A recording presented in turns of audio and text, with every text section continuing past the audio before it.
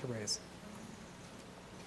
So in our office, what do we see in terms of substance use? Just so you get a sense about what the realities are. Well, it hasn't really changed in terms of why people present to our organization. The top 3 drugs are alcohol, cannabis, and tobacco. And that's been true since we've been surveying students and surveying adults. And in terms of what we see coming through our office, the reality, or what we hear in media quite often, are all of these other drugs. We especially hear about things like emerging drugs like salvia or bath salts. But in terms of the number of people coming through our office, it's really the top 3 drugs that are still the most popularly used. Do you want to make any comment about any of those substances? It would still be alcohol, cannabis, and tobacco be the main 3.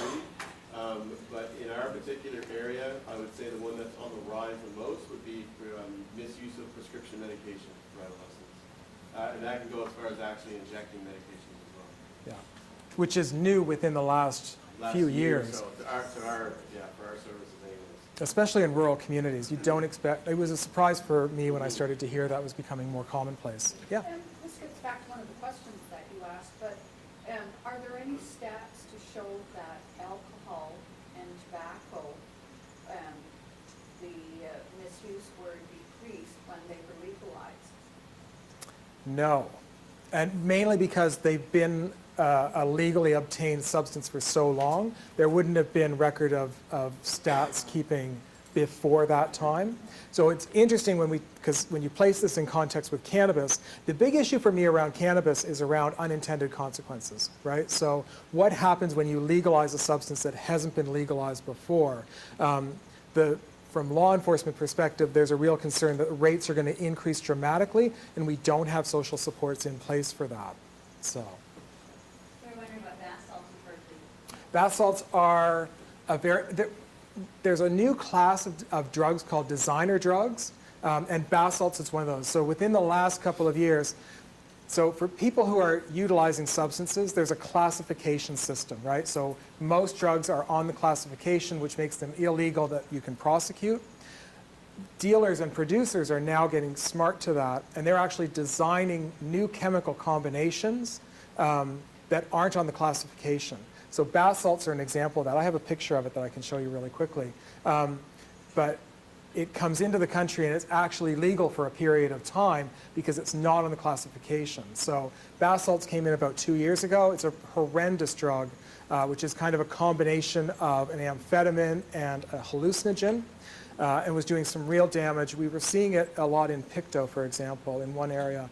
But the government moved really quickly to limit its use and to make it illegal. I'm very confused by the name because I think that that's very confusing for most people who are trying to understand what it is. Bath salts is something that people use. That's right, yeah, yeah. And that's kind of a common street term. And do you remember the name of it offhand? It's a long name, but it actually looks like bath salts too. That's how they were shipping it. That's why I got the name bath salts. I was wondering how it would have. Yeah. Yeah, and you had a comment on the back? Salvia, which I've never heard of. So salvia, yeah. What does that do? Salvia is a form of, so that's an interesting contrast, right? So salvia is a form of sage. It's actually a dried plant that you can, don't tell anybody, but you can buy it in gardening centers. And you can dry it and smoke it, and it gives a very powerful, very short high. So it's interesting to contrast the two because bath salts kind of came and went really quickly and got a lot of press. You might remember somebody ate somebody's face at one time. That didn't have anything to do with bath salts, but there's a lot of media attention to that. Salvia has been around for a long time, hasn't gained as much media attention, but in some ways is as dangerous. So, you know, there's a real cultural piece to all of this as well in terms of what makes the most noise. So So how common are the last two? they're not particularly common. That's why I kind of placed them in terms of order of use. But among adolescent populations, we would see more use of designer drugs or drugs like salvia because kids are more apt to experiment. And did you have a comment? Or no? Okay, great. I want to try and rip through this because we promised we would be doing activity stuff, so I want to make sure we can do that. I've already mentioned this, but in terms of rates of student use, you can see how high the rates are. Now, I've actually classified caffeine as a drug, which is a little bit controversial because it's so widely available, but we're starting to have really interesting conversations with adolescents about caffeine, the role of caffeine and the impact of caffeine in their lives, and how present and omnipresent it's becoming.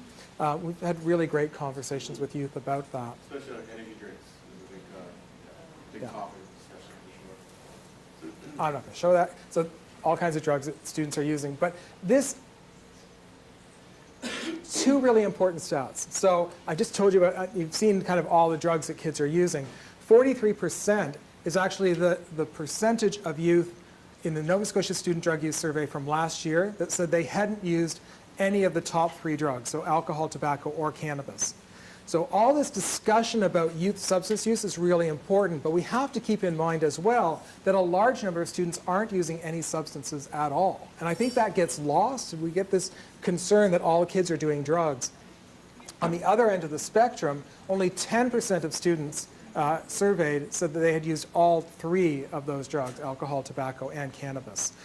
So you have to keep that in mind, right, in terms of substance use. Yeah. Sorry, what's the age group? So is this Excellent point. youth as defined like 14 to 18 or? So the Nova Scotia Student Drug Use Survey surveys youth from grade 7 to grade 12, Okay. right? So that explains part of this, right? So when I'm saying 43%, those students in grade 7 are not using a lot of substances, but by grade 12, they're using more so, right? Thank you. That's great. Just to contrast for youth and adults, so we have a lot of information about youth usage in Nova Scotia. We don't have as much information in terms of adult usage, but you can contrast what adults use tend to be alcohol, so adults are in blue, high rates of alcohol use, higher than youth use in terms of cigarette use, but lower rates of cannabis use. And you can see the contrast in terms of what students are using. And another stat or another graph, another way of looking at it, is if you put all the substances that people are using, student usage in red, it's students who are experimenting and using a lot more. Now, adults are using some of these substances, but the numbers are so low they don't warrant being able to be charted. So they're less than 1% quite often. They're not called prescription drugs, but they would include non-medical stimulants and non-medical tranquilizers. That would probably be prescription drugs. So, any comments or? Okay, great. And then it does that there. Now, another interesting graph is Choices, which is an adolescent substance use program, asked both students or the youth that they work with and their parents about how they were harmfully involved or what issues they were facing. So I think this is really interesting because this is for the same family of individuals where less than 5% of parents felt that physical abuse was an issue for that youth. The youth themselves were up to 28%. So in terms of how people are perceiving their kids, for example, now these are kids who are already harmfully involved, they're already engaged in treatment, but their perceptions quite often are very different than what their parents are seeing. So it's just something to be aware of in terms of the work that you do as well. Alcohol consumption, and I won't get into it a lot, but we can see the largest group who are consumers of alcohol in a hazardous way, either heavy monthly drinking or heavy weekly drinking, are young people 19 to 24. Not a really big surprise.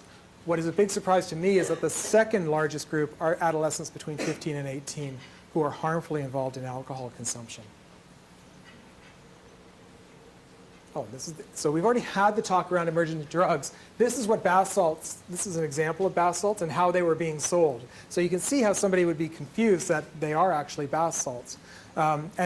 We heard very briefly that they were available in Elmsdale at a variety store, a convenience store. They took them off the shelf as soon as they realized what they were. But this kind of thing does happen. Now that was about 3 years ago now? Yeah, I think they were the same store that was selling salvia as well. Right, and this is what salvia looks like if you purchased it. Magic mushrooms or psilocybin and ecstasy. So those are kind of what adolescents in our area we're seeing a lot more of, and prescription drug abuse as well. So what works when we're working with adolescents or working with adults in terms of best practices? So we make sure that the information that we're providing is both age and developmentally appropriate. So if I'm asked to talk to a group of school children about crystal meth, I would say no, because we don't see it in our community in a large way. And it's not necessarily relevant to, it has the opposite effect. Instead of providing the information, it makes the drug kind of sexy to the individual or more interesting. Individuals more curious about it. So I tend to talk about the top 3 drugs when I'm talking with adolescents. Understanding local situations and local use patterns are really important. Focusing on immediate social consequences for adolescents is really important. You tell a young person that 40 years of smoking may lead to lung cancer. It's not of particular interest to them, but if you focus on the immediate consequences of substance use, that's really helpful. And trying to provide balanced and accurate information. So scare tactics don't work, but providing fair information and balanced information is actually a great opportunity to have those discussions. The debates around cannabis are really interesting, and it's, for me, working with students, it's one of the most interesting conversations to have because it's an opportunity to break down myths and fallacies pretty quickly and provide kind of the information that we have. Just want to add to the balanced and accurate knowledge is one of our approaches I find works quite well. And I'll give an example of a youth that I'm working with in one of the schools where he was, I'll say, mandated from his mom to attend appointments to see me for the first 2 times. And it was quite obvious he didn't want to be there at all. Like very withdrawn, resistant to conversation and engagement. So because our services are voluntary, then he has the option to leave. He doesn't have to stay. He definitely took the option the first 2 times. However, his substance use was causing him problems in other areas of his life, such as now he can't drive the car anymore and that sort of thing. So he came back a 3rd time. It was actually today. I'll be honest, I wasn't very confident that it wasn't going to be any different than the first 2 times. But he sat down and the first thing he said was, I just have one question. He said, what are the health consequences of smoking marijuana? So we had a pretty good conversation about the fact is, for somebody his age, there are health consequences. So it can change your brain's development permanently.